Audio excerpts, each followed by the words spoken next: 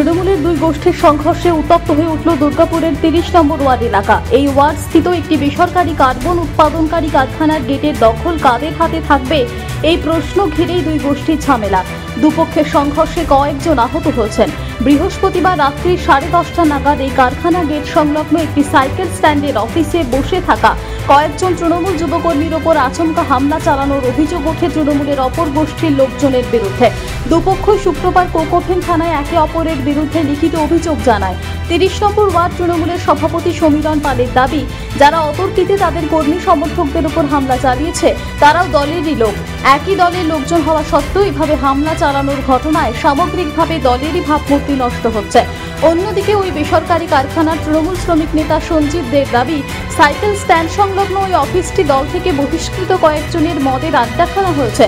দলের সঙ্গে ওদের বর্তমানে দূর দূর দিয়েও কোনো সম্পর্ক নেই বলে দাবি সঞ্জিত বাবুর। মদ্যপ অবস্থায় ওদেরই লোকজন তাদের এক সদস্যকে মারধর করেছে বলে দাবি করেন তিনি।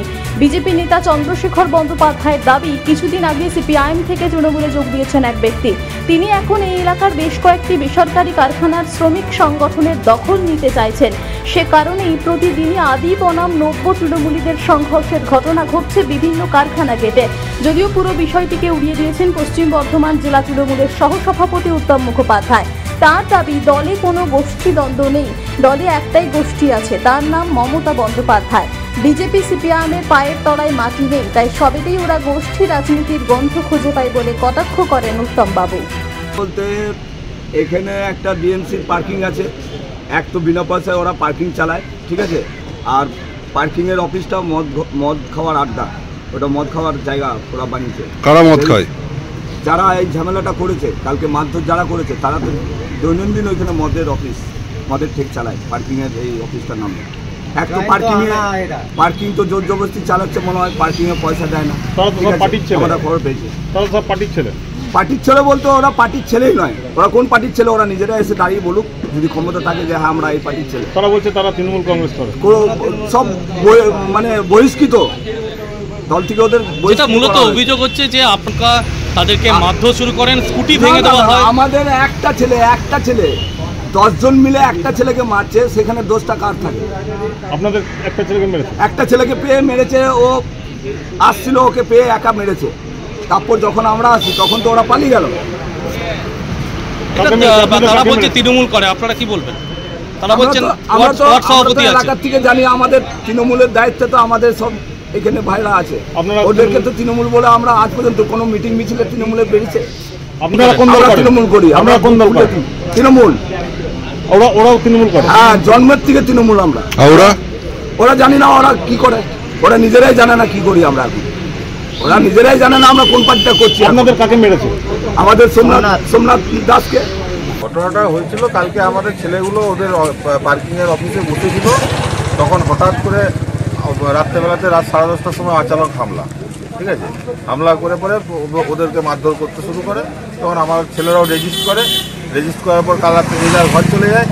ঘর চলে যাওয়ার পর আজ সকালবেলাতে পার্টি অফিসে গিয়ে পরে লালুদা, হারু এরা সবাই বসেছিল, তখন এদের উপর হামলা করার পরে জয়ন্ত পালের গাড়ি ভাঙচুর করে। এইসব ঘটনা আমরা এখন ন্যায় বিচারের জন্য থানায় এসেছি। থানায় গিয়ে কারা করেছে এটা হচ্ছে যে আমাদের দলেরই কিছু কর্মী আছে, সোমনাথ বলে একজন আছে, সোমনাথ দাস, তারপরে পাপন মহাদানি, ওকাই হালদার, তারপরে হচ্ছে আপনার পাপ্পু শাম, এরা সব করেছে। আপনারা তো তৃণমূল করে? হ্যাঁ, আমরাও তৃণমূল। আপনাদের অফিসে ঢুকেই ভাঙচুর করে দিল? হ্যাঁ। পার্টি অফিসে ছিল না পার্কিং অফিস? পার্কিংয়ের অফিসে ছিল ওরা। আমাদের আহত প্রায় 2 জনের মতো হয়েছে। 100% অস্ত্র, যে অস্ত্র আমরা আগামী দিনে দিতে চাই না। সাংগঠনিকভাবে দুর্বল হচ্ছি আমরা। আপনাদের মাধ্যমে ঘটনাটা শুনলাম, কিন্তু যে বিষয় নিয়ে ঘটনা, দুই গোষ্ঠীর সংঘর্ষ যেখানে বলা হচ্ছে, এটা হচ্ছে 30 নম্বর ওয়ার্ডে আদি বনাম নব্য তৃণমূলের লড়াই।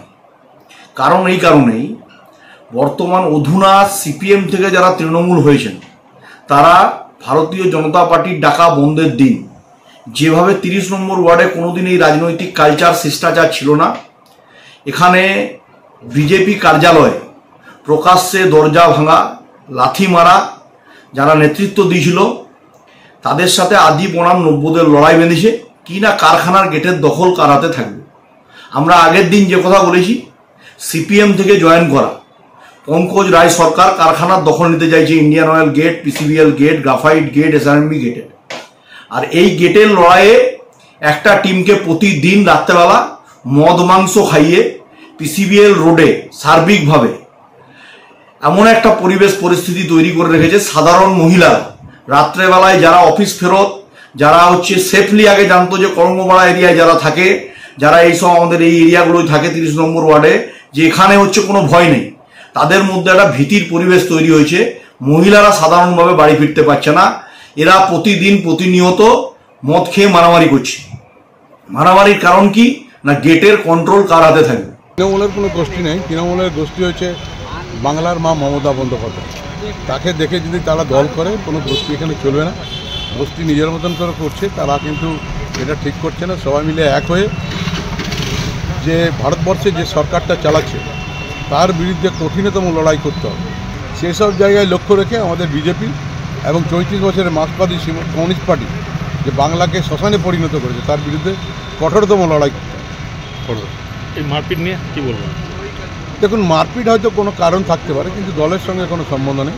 যারা দল করেন, যারা আদর্শে তৈরি হন, তারা কিন্তু তৃণমূল কংগ্রেস জিন্দাবাদ, মমতা বন্দ্যোপাধ্যায় জিন্দাবাদ, অভিষেক বন্দ্যোপাধ্যায় জিন্দাবাদ। আর ভারত সরকার যে মোদী সরকার চালাচ্ছে, তিনি তার বিরুদ্ধে কঠিন লড়াই।